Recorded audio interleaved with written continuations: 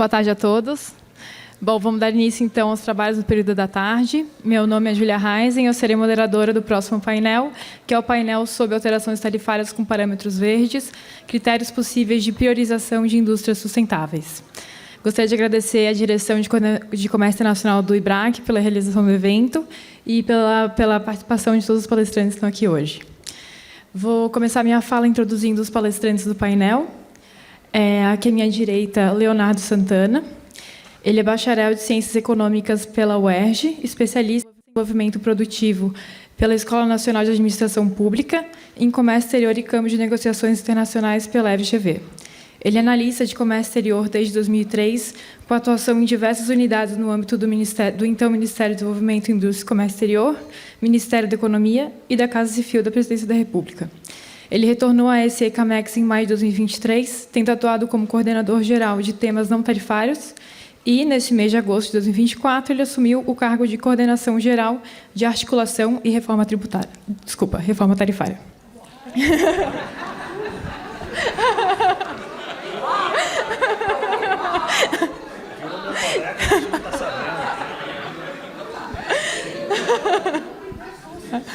Peço desculpas. À minha esquerda, Anderson de Mello.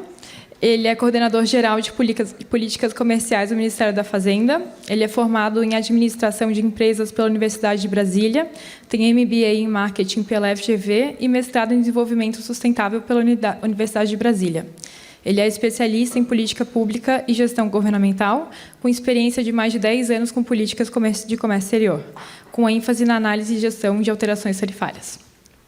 À minha esquerda também, Eduardo Vasconcelos, advogado, graduado e mestre de Direito pela Universidade Federal de Minas Gerais, realizou o curso de negociações para advogados e executivos da Harvard Law School e especialista em Direito e Economia pela Unicamp.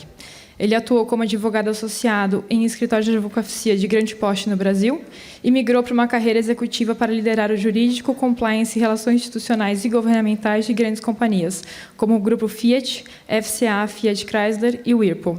Atualmente, ele é diretor jurídico e de relações governamentais para a América Latina na Whirlpool. Bom, gostaria de começar o painel passando a palavra para o Anderson de Mello. Obrigado, Júlia. Boa tarde a todos. Boa tarde, Leonardo, meu novo colega lá no Ministério da Fazenda, né, na área tributária. Boa tarde, Eduardo. Obrigado, agradecer pelo convite, parabenizar aí o IBRAC por mais esse evento. É a segunda vez que eu participo de um evento do IBRAC.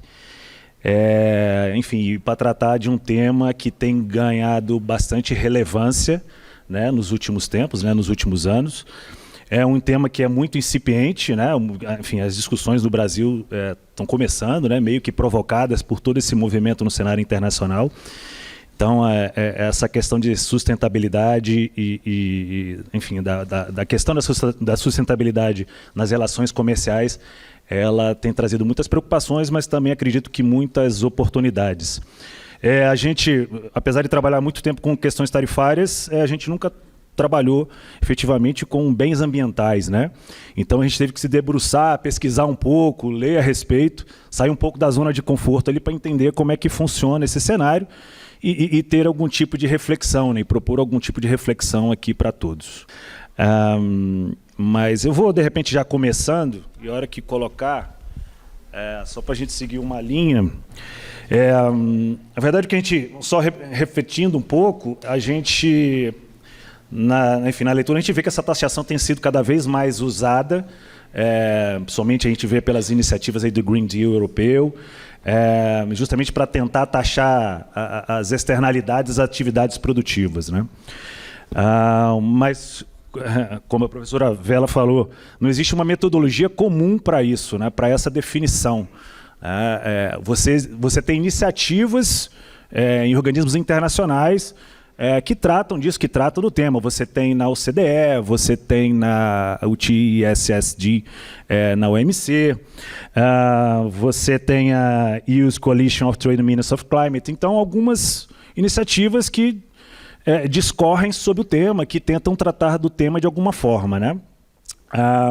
Um outro ponto também que diz respeito à inclusão da sustentabilidade no comércio diz respeito à entrada, inclusive, de cláusulas nos acordos, nas negociações de acordos comerciais, do tema de capítulos de desenvolvimento sustentável, atrelando a isso com caráter vinculante, isso é, atrelando a seja legislação e normas domésticas, assim como compromissos multilaterais do país.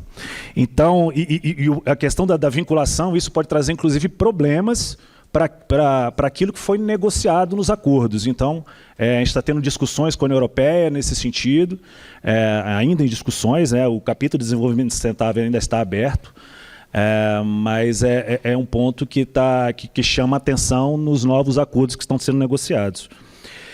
A gente fala que é um tema incipiente, mas a gente vê que, se olhar um pouco para o tempo, existem iniciativas que já foram feitas, tentativas de negociações de bens ambientais ao longo da história. Na rodada Doha, que até hoje não acabou,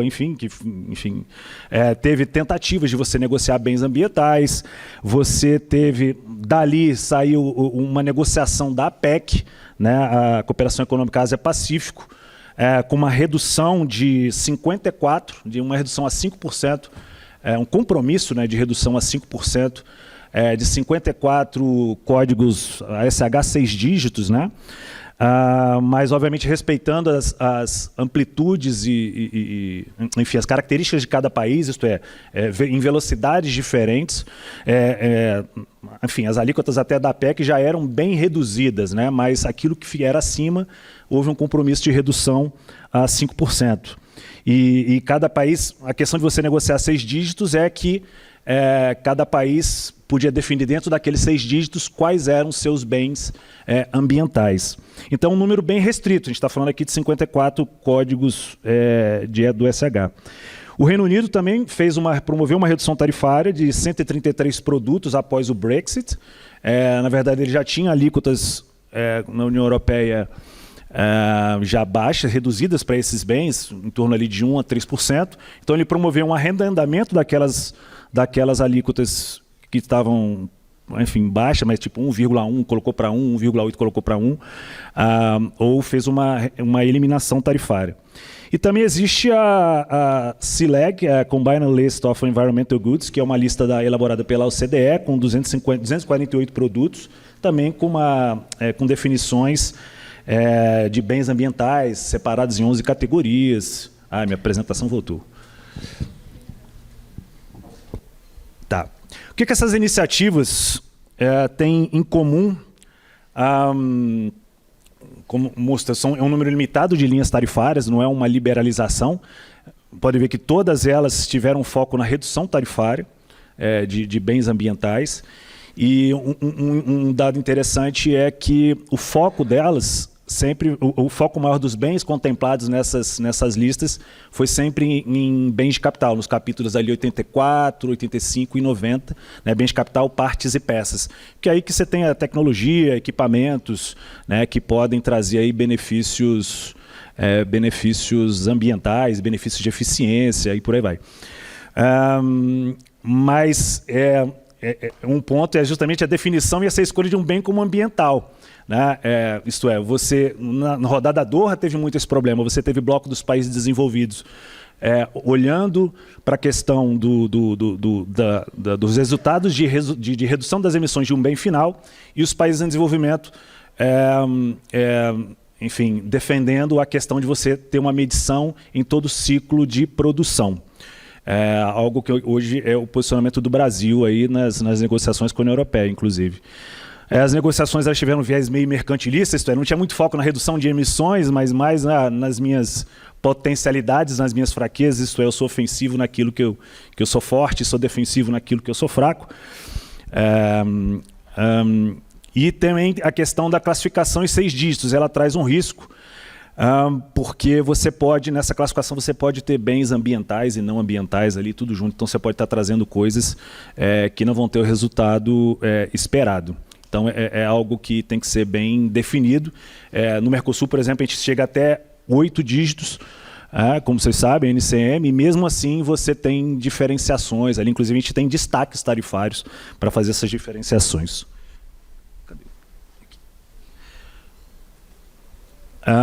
Trazendo um pouco para a nossa realidade, isso é, enfim, eu só apenas ressaltar o compromisso que o Brasil fez, né, na redução dos gases de efeito estufa. Enfim, lembrar, assim, trazer sempre que a gente é muito rico em fontes renováveis, a nossa matriz energética ela traz um diferencial para o país muito grande em termos de descarbonização. E é um pouco isso, acho que você pensar na definição de bens sustentáveis, ele vai garantir o país que ele avance na direção desses compromissos, porque você pode, a partir do momento que você tem uma definição, você pode trazer investimentos, você pode fomentar o uso desses bens, né? Desculpa. E você pode, enfim, contribuir mais para a redução das emissões. E além disso também, né, a partir do momento que você tem essa definição, você pode utilizar isso nas nossas negociações, aí, nas nossas conversas com os nossos parceiros comerciais. O que a gente está fazendo, né? O que a gente está fazendo no Brasil? Eu trouxe um pouco a recomendação da OCDE, a promoção da mudança e a trajetória da economia, induziu, dentre as recomendações, né, para a transição verde, está essa promoção da mudança da trajetória na economia induzida por políticas que incentivem e acelerem a introdução de difusão de tecnologias verdes. O que o governo brasileiro está fazendo?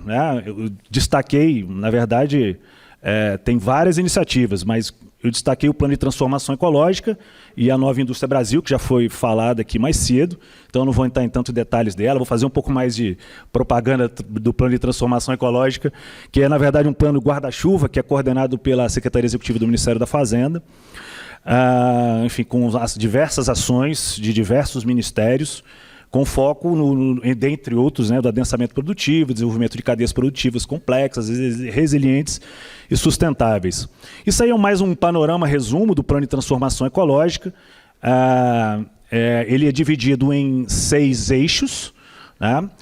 Obviamente, eu não vou me debruçar sobre os 6 eixos, eu vou mais falar um pouco mais da questão das finanças, do eixo de finanças sustentáveis, que eu acho que é importante nessa discussão de bens sustentáveis.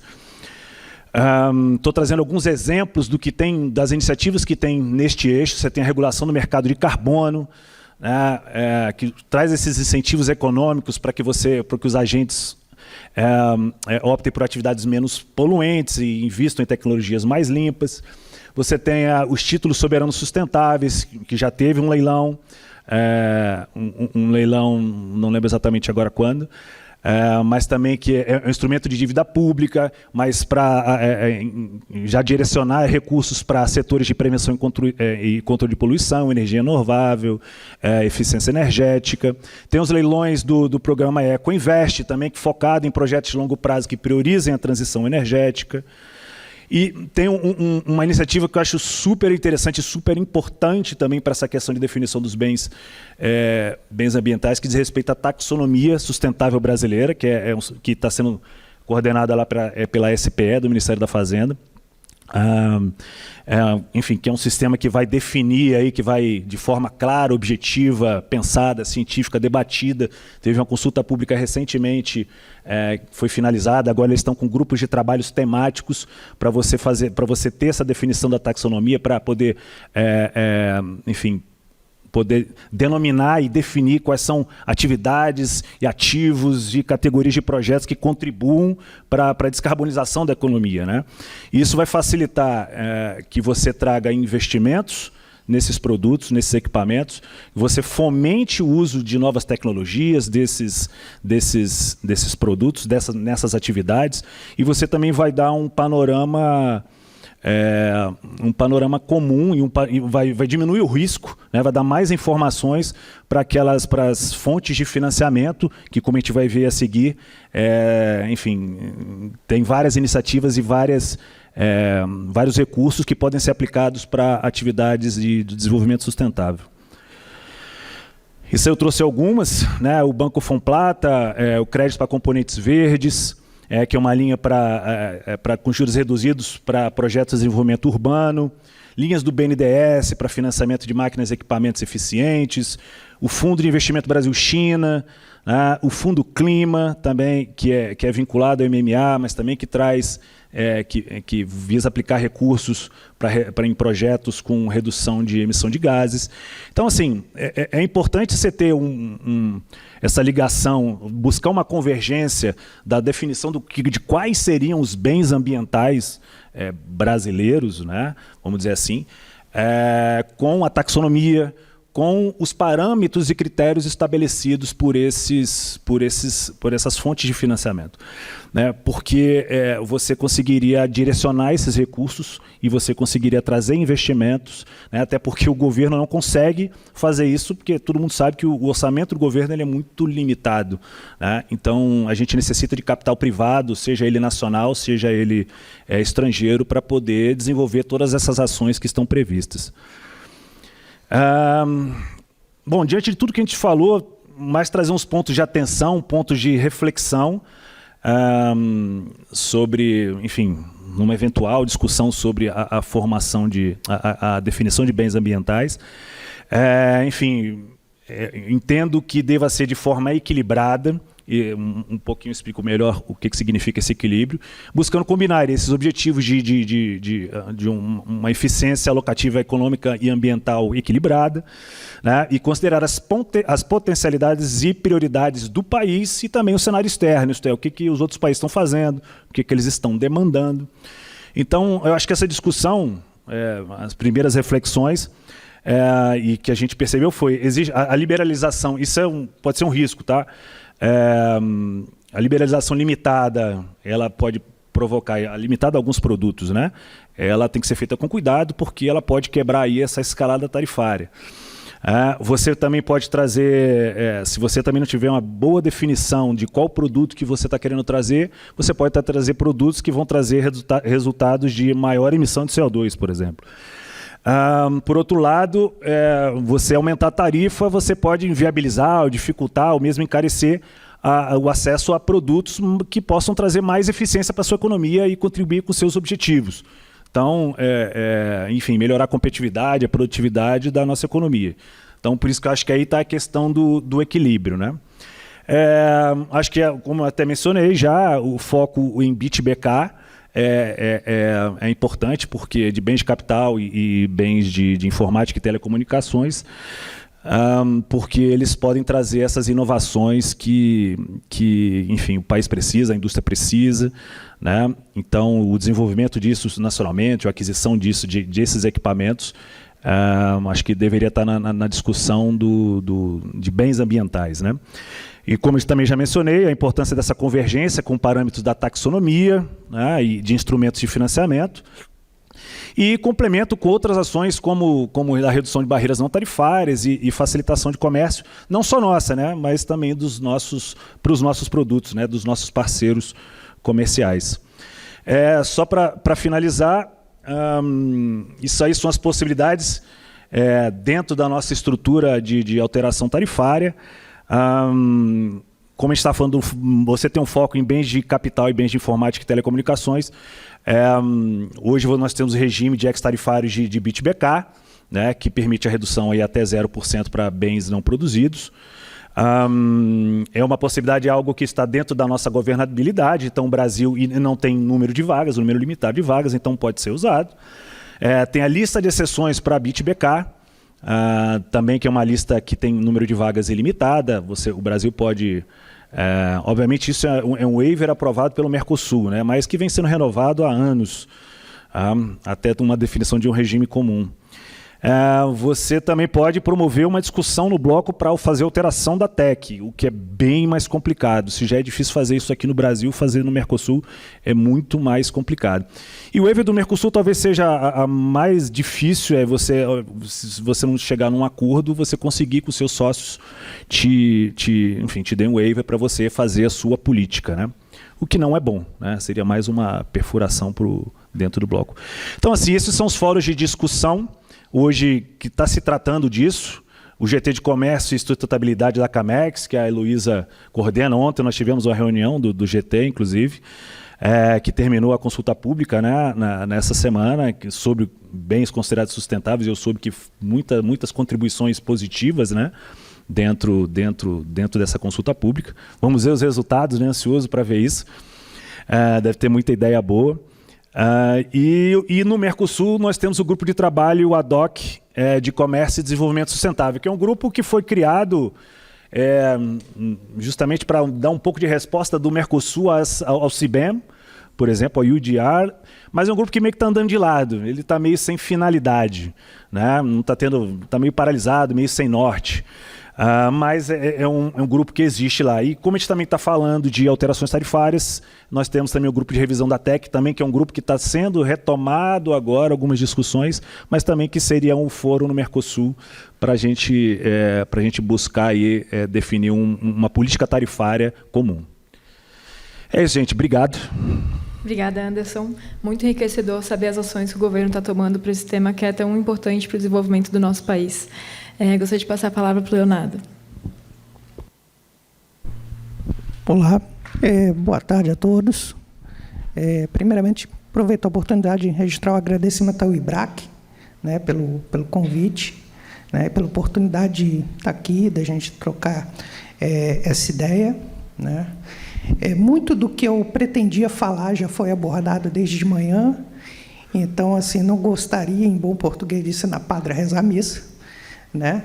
A gente já viu aí que a conjuntura internacional ela mudou, né, em relação a todo aquele esforço que a gente teve para aprender como era o mundo de regras do OMC, isso parece ter ficado para trás. A gente tem hoje um fato de sobrecapacidade na China e Ásia, em geral, e a minha ideia aqui é mostrar para vocês como isso chega aqui, principalmente para a gente que trabalha na parte mais técnica da área de alterações tarifárias. Tá? E, a partir disso, ver a discussão dos parâmetros verdes. O primeiro ponto que a gente tem hoje, a gente tem dentro do governo uma elevada demanda, tanto de medidas de defesa comercial, como pedidos de alteração tarifária. E pedidos de alteração tarifária, aqui eu estou falando de mecanismos que elevam a TEC, né? Elevam a alíquota do imposto de importação. Então, esse é um cenário que é dado para a gente. A gente tem também, no panorama interno, uma política industrial ativa, né, que faz com que a gente tenha o interesse não só de adquirir produtos tecnológicos, mais sustentáveis, mas também tem interesse de estimular a produção local, né, na medida do possível, desses produtos. Então, esse é um cenário que chega para a gente que trabalha com tarifas. A gente tem muitos pedidos mesmo, tem os mecanismos, o Anderson já colocou alguns dos mecanismos, né, um mecanismo que a gente tem recebido enorme demanda, sobretudo, como a professora Vera falou, né, logo na abertura, por esse novo cenário, é a lista de desequilíbrios comerciais conjunturais do Mercosul. É um mecanismo de elevação, só pode subir a alíquota do imposto de importação, né? Esse mecanismo tem tido uma utilização crescente e tem demandado das áreas técnicas do governo, não só da CAMEX, mas de todos os ministérios que compõem a CAMEX, muito trabalho na análise dos pleitos. O que a gente tem visto sobre a questão de parâmetros verdes, além do que já foi colocado, né? Então, primeiro ponto, a gente não tem hoje uma experiência, pelo menos não foi possível mapear uma experiência efetiva de parâmetros verdes para alteração tarifária.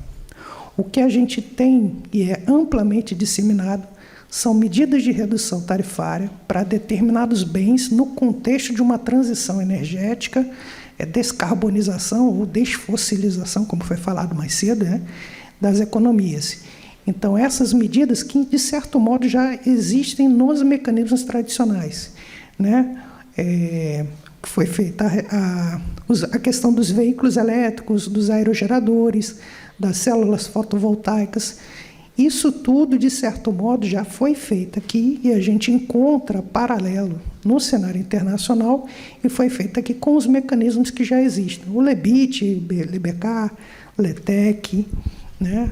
Normalmente é o que a gente observa. Uma discussão estrita, em sentido estrito, sobre parâmetros para essas alterações tarifárias de forma parâmetros verdes, isso a gente não conseguiu mapear até o momento. O que a gente conseguiu observar não é alteração tarifária, é uma experiência do Reino Unido, nas discussões de interesse público, né, em defesa comercial, onde eles incorporam na discussão, de uma forma já sistemática, a questão da pegada de carbono dos produtos sob análise. Né? É algo que eles já fazem de forma sistemática. É bom lembrar que aqui nos nossos formulários, nossos pedidos de informação, a gente já tem uma previsão desse tipo de informação. O que ocorre? A gente não observa muita informação por parte dos pleiteantes acerca desse ponto em específico. Né? Pode ser porque ainda não tem uma experiência significativa, pode ser uma desatenção, porque estão mais focados em elementos tradicionais das análises de alteração tarifária, né, que a gente observa normalmente, aumento de importação, queda de preço, mas isso não quer dizer que a gente não considere, a gente considera assim, quando aparece. Né. Então, esse é um cenário que já existe, né. Eu acho muito importante essa iniciativa aqui do IBRAC, né, a oportunidade de a gente trocar experiências sobre isso, porque a questão de comércio e sustentabilidade, ela está se impondo, querendo ou não, ela se impõe na agenda, assim como a nova realidade da conjuntura internacional, né, se impõe, e a gente tem dois aspectos nesse ponto. Primeiro é o interesse nosso de mostrar que temos uma produção com padrões sustentáveis, adequados às regras que os nossos mercados consumidores estão pretendendo criar. Né? Então, esse é uma primeira perna.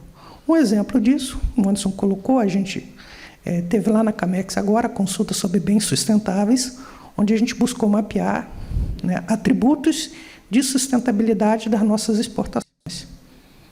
A partir disso, a gente já tem uma informação para, eventualmente, demonstrar que, olha, nós temos condições, estamos adequados aos padrões, aos determinados padrões de sustentabilidade. Se esses padrões necessariamente são adequados ou não, aí é uma discussão mais específica. Né? E o segundo ponto, que foi colocado aqui também, e, de certo modo, o Anderson também assinalou bastante, que é a questão dos bens ambientais, que realmente é muito difícil ter uma definição. É muito difícil ter uma definição porque eles vão envolver uma outra questão que é chamada tecnologia.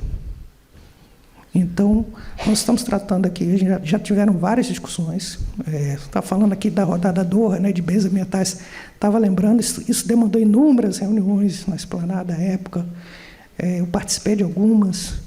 Em alguns momentos a discussão realmente ficava muito etérea, né, porque você não tem uma definição prática do que é. O que é um bem de interesse ambiental para um setor não necessariamente é do outro.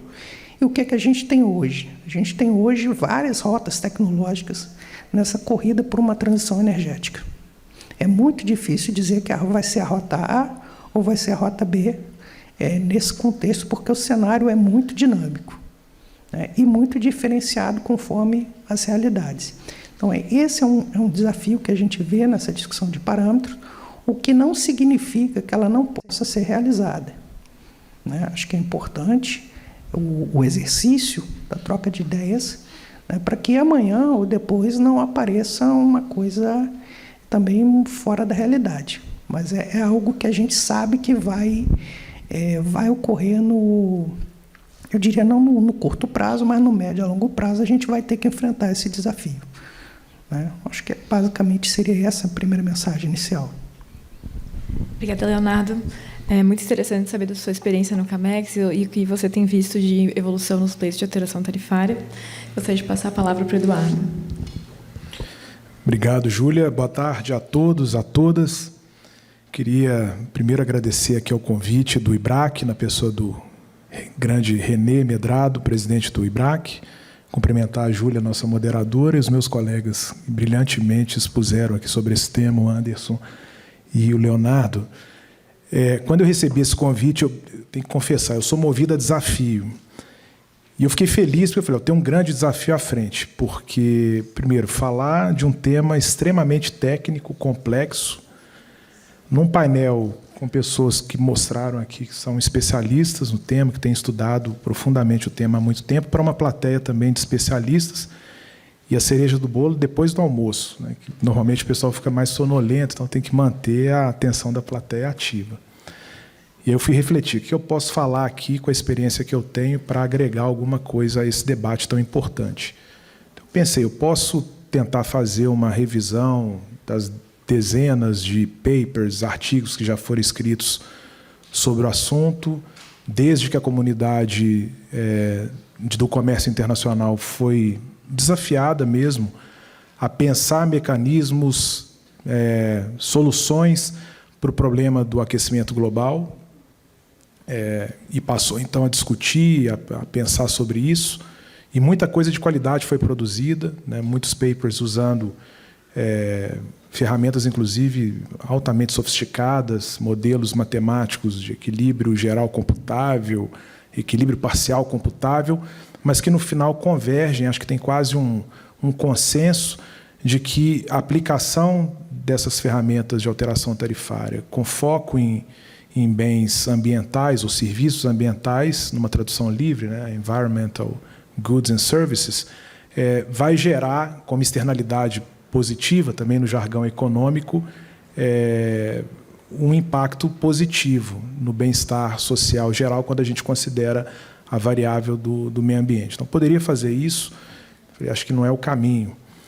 E estou convencido, depois do que eu ouvi aqui, que não ia agregar muita coisa.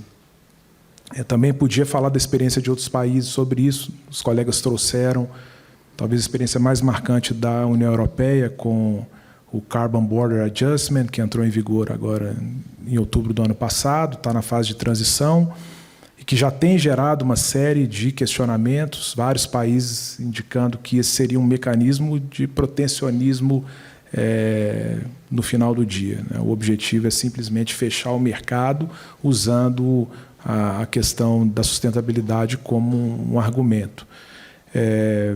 Mas também optei por não seguir esse caminho.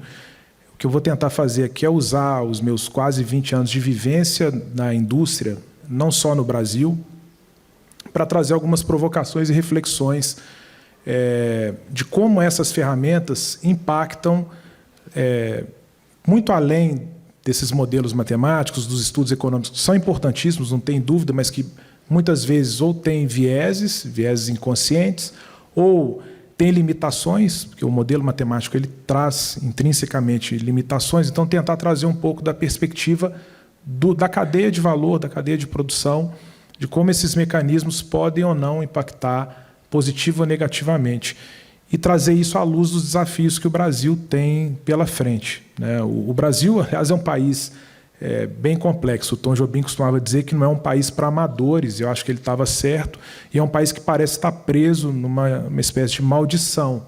É a maldição do país de renda média, o país que vai ser sempre o país do futuro, mas esse futuro nunca chega, né? Eu acho que esses temas já foram debatidos hoje de manhã, infelizmente eu não consegui participar do debate no período da manhã. Peço desculpas se eu estou sendo repetitivo, mas eu acho que são mensagens importantes, porque a gente precisa, com a inteligência que a gente tem acumulada no país, conseguir superá-los. Eu acho que esse mecanismo de revisão tarifária com base em bens sustentáveis pode ser um caminho, deve ser um caminho e deve ser explorado. O fato é que o Brasil tem passado por um processo chamado, por muitos, de desindustrialização precoce, né? Um país que tem visto cada vez mais a indústria perder relevância no que diz respeito ao PIB. Se a gente volta para os anos 80, a indústria chegou a ter 45% de participação na formação do PIB, e hoje essa participação ela patina entre 20% e 25%. Os dados de comércio do primeiro semestre desse ano para a indústria de manufatura, transformação, são assustadores, né? O déficit no primeiro semestre é de 33 bilhões de dólares. A gente vê os dados gerais da balança e eles parecem positivos, mas quando a gente faz o duplo clique, faz o zoom na indústria, vê que não, a situação não é bem essa. E o que está por trás disso? Também não há consenso, né? Muitos economistas entendem que há um problema de competitividade da indústria nacional, porque foi muito protegida e ainda é, porque as tarifas de importação são muito altas, e isso gerou uma ineficiência. Outros dizem que não, que o problema foram as várias crises econômicas que sucederam desde os anos 80 e foram gerando um ambiente que não é tão propício para competitividade. Outros entendem que o problema é o custo Brasil. Eu ouso dizer que o problema é talvez uma mescla de tudo isso, e também não há consenso sobre a solução. Tem gente que entende, e a gente recentemente vivenciou, talvez pela primeira vez na minha carreira eu vi isso, né? O comércio internacional virou um assunto de mesa de bar. As pessoas se tornaram especialistas. Aliás, hoje quase todo mundo pode ser especialista em tudo, depois de 5 minutos de pesquisa no Google. Mas os liberais radicais, os liberalistas radicais, advogando uma redução drástica na tarifa externa comum no Mercosul, porque isso seria a solução do problema, e, do outro lado, os nacionais desenvolvimentistas xiitas advogando o contrário, né, o fechamento do mercado e implementação de políticas públicas no sentido aí de uma reindustrialização. E talvez a solução esteja no meio do caminho. É importante ver o governo brasileiro tomando medidas que foram comentadas aqui, como a Nova Indústria Brasil, mas ele tem um desafio, que acho que o Anderson pode falar sobre ele melhor do que eu, que é a questão fiscal, né? No momento em que o mundo voltou a falar sobre política industrial, os Estados Unidos criaram... Estados Unidos, não estou falando da Argentina, estou falando de um país que tem um histórico de liberalismo econômico muito relevante, mas criaram uma política industrial recente, o Inflation Reduction Act, nada mais é do que política industrial. Passa muito também por uma questão de transformação para essa economia sustentável. A Índia fez o Make in India, também uma política industrial relevante, e tudo isso focado na tentativa de aproveitar essa janela de oportunidade que o Leonardo falou muito bem. A gente tem, pela conjuntura geopolítica, um momento talvez único, em que há uma reorganização de cadeias de valor, e há uma reorganização focada não só na questão...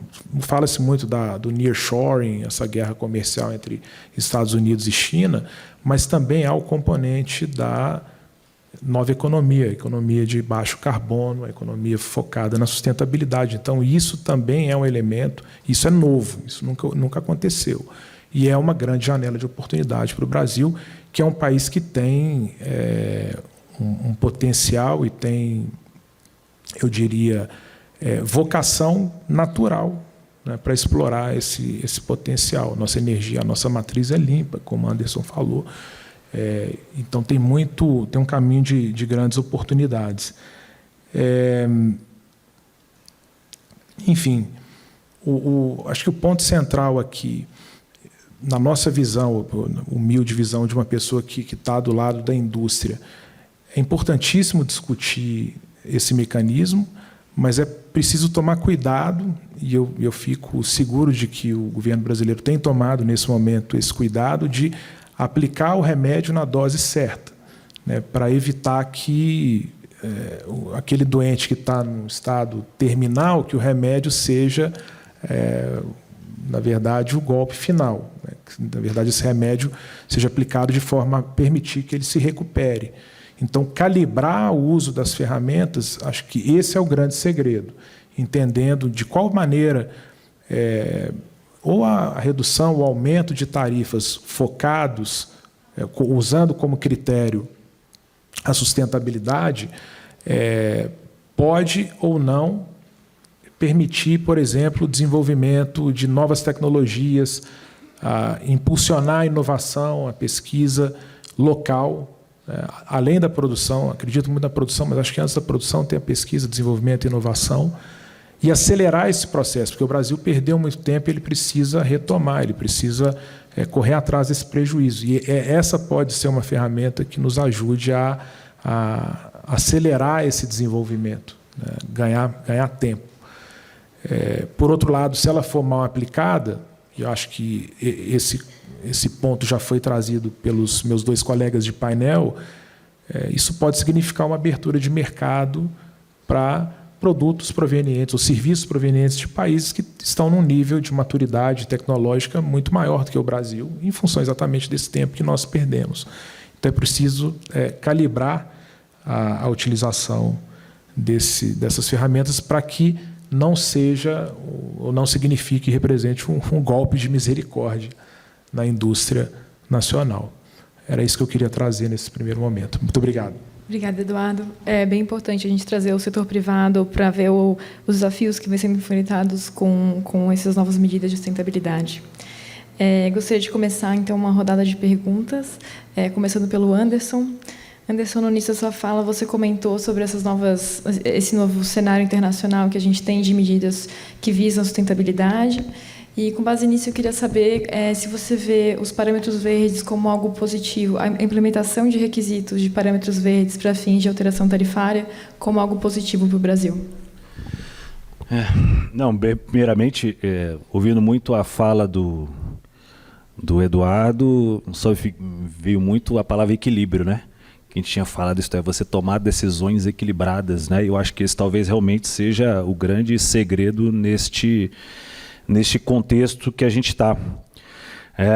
Voltando um pouco para a sua pergunta, Júlia, enfim, como o Léo até já mencionou, a Camex já tem seu formulário lá de apresentação de pleitos, enfim, uma questão relacionada à sustentabilidade, mas que é muito pouco usada e não tem um caráter eliminatório, ela tem um caráter muito mais qualitativo, né, na análise. Ela pode agregar a informação, né? Mas acho que a principal questão, o grande desafio aí é essa definição do que é os parâmetros verdes, né? O que você vai priorizar, o que você vai medir? Você vai medir o produto, você vai medir a cadeia produtiva, você vai medir o quanto ele reduz de emissões. Então, assim, é uma tarefa bastante complexa, né? E se você considerar os instrumentos que a gente tem hoje de alteração tarifária, a gente trazendo, por exemplo, essas alterações tarifárias temporárias, ele já tem critérios, já tem diversos critérios, e alguns desses instrumentos, esses que têm vaga, você já não tem mais vaga quase, já é difícil. E esses critérios que existem hoje, eles são modulados, às vezes, considerando a característica do produto, enfim, de uma cadeia produtiva. E por aí vai. Então, o resultado prático de você colocar novos parâmetros, ele seria quase nulo, assim, talvez, muito limitado. Por outro lado, como eu mencionei, a gente tem espaço nos que a gente não tem vagas, né? No regime de BK, na lista de bens, de exceções de bens de capital e bens de informática e telecomunicações. Esses aí você pode pensar numa política específica, né? E você tem essa margem de manobra aí para atuar. Pensando em instrumentos de alteração permanente, trazendo novamente a questão da complexidade, né? Porque aí você vai ter que buscar as prioridades dos outros países, as definições dos outros países, negociar, e aí sim você buscar uma estrutura comum. E considerando as realidades de cada um dos sócios, isso ainda traz um grau de complexidade ainda maior. Então, assim, eu entendo que a gente conseguindo fazer uma definição com esses insumos que vieram na consulta pública elaborada pela Camex, pelas definições que vão vir da taxonomia, pelos critérios e parâmetros adotados pelos fundos de investimento, fontes de financiamento que estão disponíveis hoje, enfim, você conseguindo elaborar uma lista, eu acho que você ganha uma prioridade. Esses produtos vão ganhar uma prioridade porque eles entram numa estratégia de governo, né, de descarbonização da sua economia, de busca da competitividade, inclusive para buscar essa competitividade no mercado externo também. Então, eu acho que é um pouco nessa linha.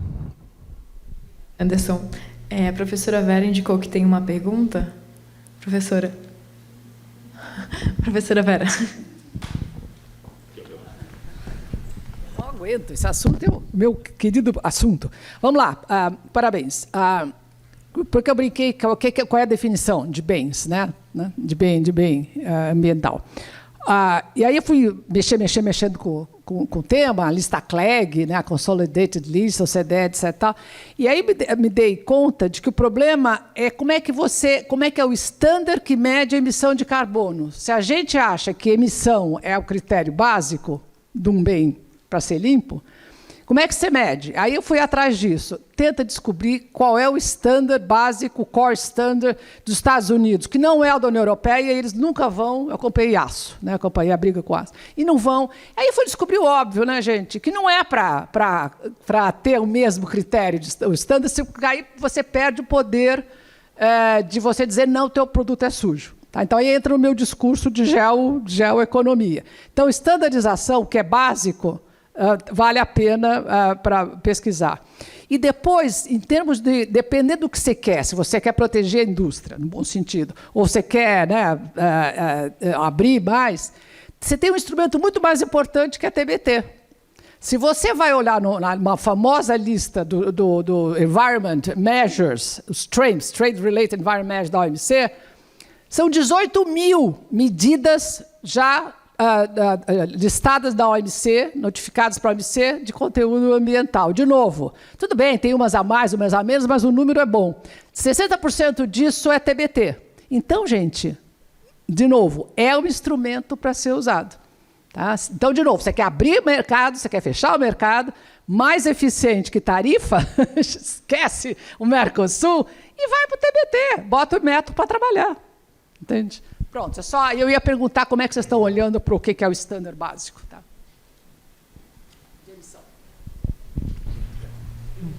Bem, realmente, tarifa não é a bala de prata para os problemas que estão sendo colocados aqui. É o que a gente tem hoje, de forma rápida, entre aspas. Dependendo do mecanismo, ainda demora mais um tempo pela tramitação. Né? A gente tem que buscar alternativas, que foi conversado aqui. Né? A gente tem um cenário desafiador, um cenário novo, e realmente, a Rafaela estava aqui de manhã, eu trabalhei com temas não tarifários entre de defesa comercial, a gente via, defesa comercial tem todo um regramento específico, e tinha casos onde a gente via que mesmo cumprindo todo o regramento, a medida não ia ser eficiente. Assim como existem casos em tarifas que a gente está vendo que não vai resolver o problema, vai ser um paliativo, no máximo, entendeu? E a gente precisa de uma solução mais efetiva. Lembrando que todos esses mecanismos de tarifas que a gente está lidando, com exceção do CT1, que é permanente, né, são temporários. São elevações temporárias de imposto de importação ou reduções temporárias de imposto de importação. Eles não representam uma solução duradoura. Aquilo tem um tempo, claro, podem ser renovados na medida do possível, mas eles partem de um pressuposto que é uma situação transitória. Né? Esse pressuposto de situação transitória no cenário que a gente tem hoje de conjuntura já é uma hipótese que pode ser considerada até um pouco forte, no mínimo, né, dado que a gente tem paralisia de OMC, sobrecapacidade e tudo que foi comentado hoje. Obrigada. Gostaria de fazer uma pergunta para o Eduardo. A Whirlpool tem a sustentabilidade como um dos seus pilares estratégicos. Vocês interpretam os mecanismos de alteração tarifária como uma boa forma de incentivar práticas de desenvolvimento de produtos sustentáveis nas empresas brasileiras? Obrigado pela pergunta. De fato, sim, temos a sustentabilidade como um valor, embora quando isso vai se traduzir no produto, no mercado, a coisa não fica tão fácil, né? Porque você especificar um produto com critérios mais ambientais custa, e não necessariamente o consumidor está disposto a pagar mais por aquele produto. Então é muito fácil, é muito bonito a gente falar, por exemplo, vamos ter produtos mais eficientes do ponto de vista de consumo energético. Você precisa especificar melhor o produto, esse produto vai custar mais caro, E, recentemente, nós tivemos discussões com o governo brasileiro, para ser mais preciso, no ano passado, uma revisão em refrigeradores, e trouxemos exemplos, inclusive, da Alemanha, em que houve uma majoração de standards para muito além do que o mercado estava disposto a absorver. Então, você tem produtos que são classificados como assim, muito eficientes, mas que não vendem. Então, é muito difícil chegar nesse ponto de equilíbrio, né? Porque todo mundo fala, eu sou a favor da sustentabilidade. A gente faz pesquisa de mercado, aliás, faz aqueles testes com grupos de consumidores e essas perguntas são feitas. Você é a favor do meio ambiente? Sim. Você é a favor de produtos mais sustentáveis? Sim. Aí você coloca a pessoa para decidir, né, mockups ali, produtos sem marca, esse produto custa tanto, tais características, e as pessoas normalmente vão para o produto mais barato. Elas estão se contradizendo, né? Mas o ser humano não é uma ciência exata, está mais comprovado. Então, acho que esse é o grande desafio. E, como eu comentei, sem sombra de dúvida, tudo que for implementado para ajudar, facilitar esse desenvolvimento, porque as indústrias precisam investir muito em pesquisa, desenvolvimento, inovação, para entregar esses produtos mais sustentáveis, mais eficientes. E muitas dessas tecnologias, muitas vezes, não estão disponíveis no Brasil, dependem de insumos que não estão disponíveis. Então, o que houver disponível para que esse desenvolvimento seja acelerado é bem-vindo. Mas eu concordo muito com o que o Leonardo acabou de falar, né? Nós precisamos pensar em soluções perenes. Não, desculpa a expressão, puxadinhos. A gente vive de gambiarras, é quase isso. A gente faz uma solução por um período de tempo e depois a gente vê o que faz. Né? E não é porque é o que a gente tem disponível, são as ferramentas que estão disponíveis hoje. Mas, além disso, é preciso pensar em soluções de mais longo prazo, mais estruturantes, e perenes, né, que sobrevivam aos ciclos políticos para que a gente consiga, de fato, evoluir. Obrigada. Nós temos mais uns 10 minutinhos ainda de painel. Gostaria de aproveitar para abrir para o público, caso tenha alguma pergunta.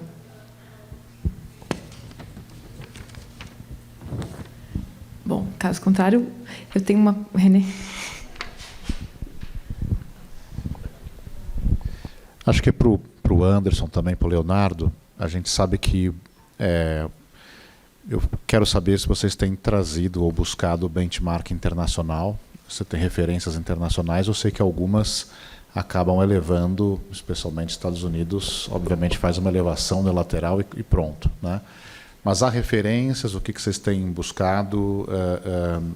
Acho que ampliar um pouco essa discussão também para ver o que tem sido feito lá fora e ver se é útil ou adaptável ou adequado ao nosso país.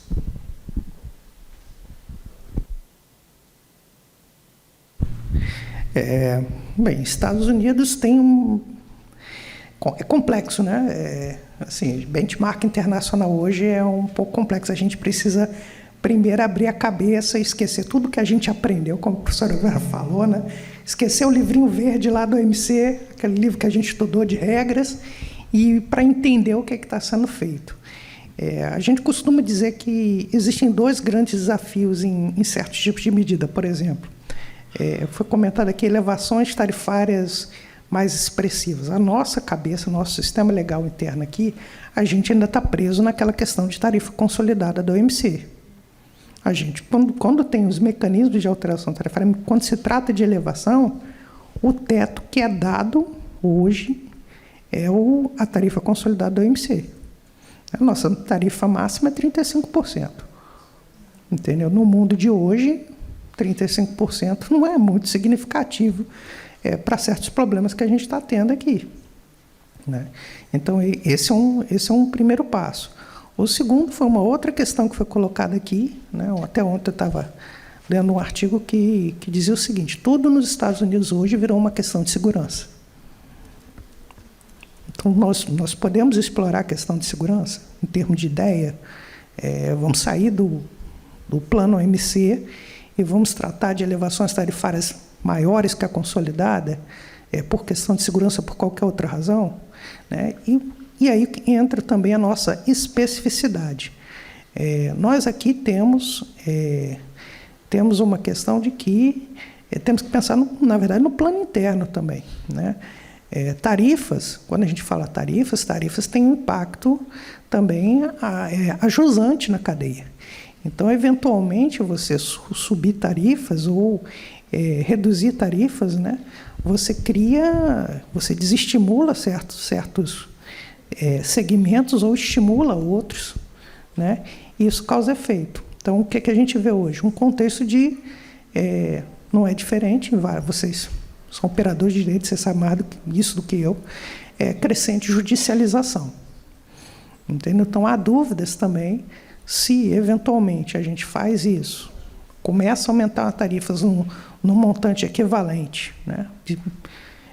Se isso também não vai ser uma coisa ineficiente, porque aí o judiciário pode, qualquer um, né, que se sinta prejudicado, pode ir lá e reclamar, né, e porque tem um impacto. O próprio FMI, né, quando teve a decisão do Biden, a última de elevar tarifas, né, de forma mais significativa, estava no auge lá da campanha política é política, em qualquer lugar do mundo, e o Trump falou, não, finalmente me escutaram, mas se fosse eu, em vez de levar para 100, levava para 200.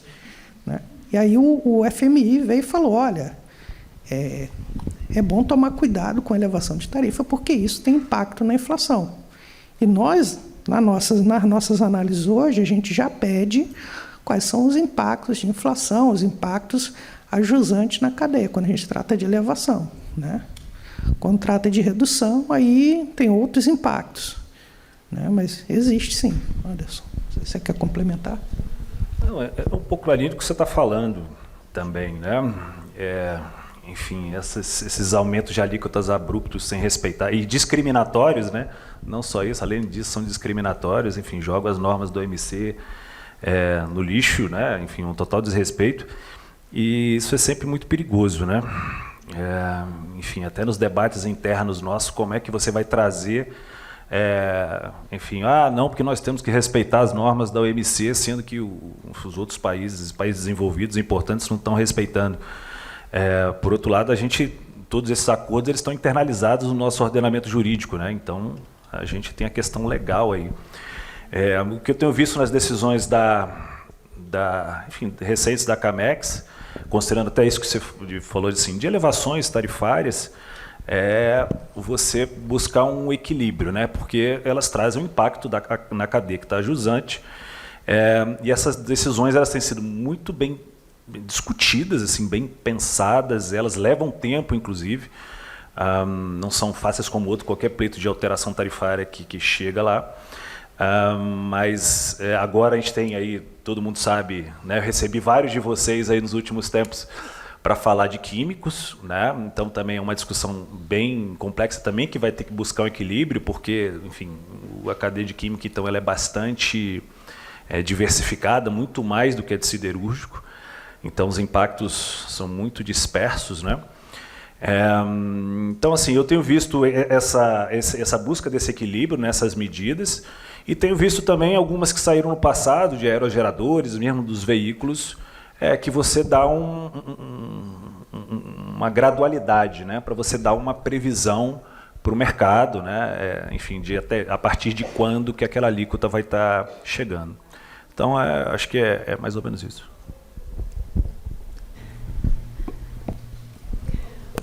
Oi, boa Por favor, tarde. Carla.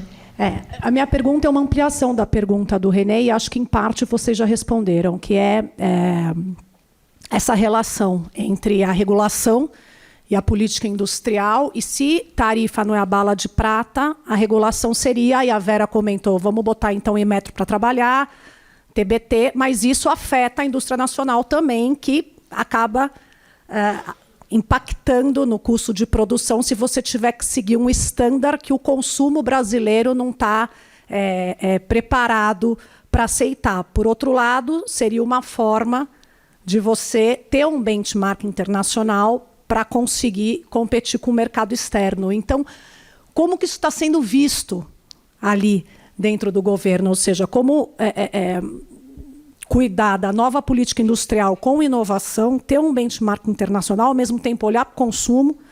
Tarifa não é a bala de prata.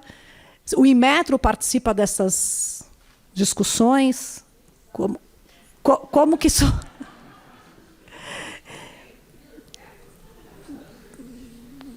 Né? Então, que é a bomba.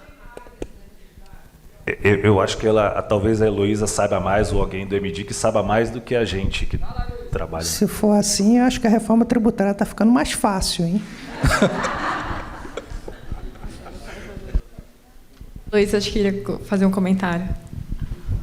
Bom, obrigada, parabéns, parabéns, Júlia, pelo painel, que brilhante discussão. E é bom que tem o debate sobre esse tema, né, que está aí na pauta da indústria, né, e também está na boca de todas as pessoas, dos representantes de indústria que nos visitam em reuniões na Camex.